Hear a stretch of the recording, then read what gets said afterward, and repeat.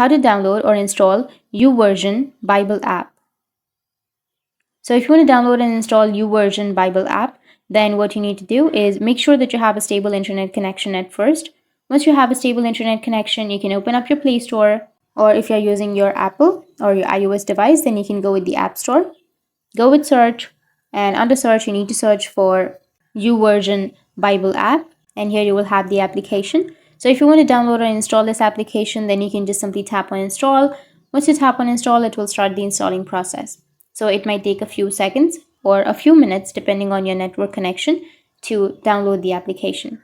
Once you've downloaded, then you can launch the application. You can start your day with your God's words. You'll be able to read the Bible on your mobile.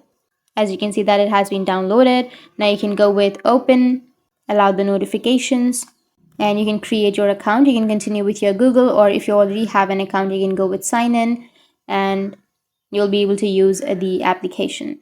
That's it. And if you have any questions, feel free to comment below. Thanks for watching.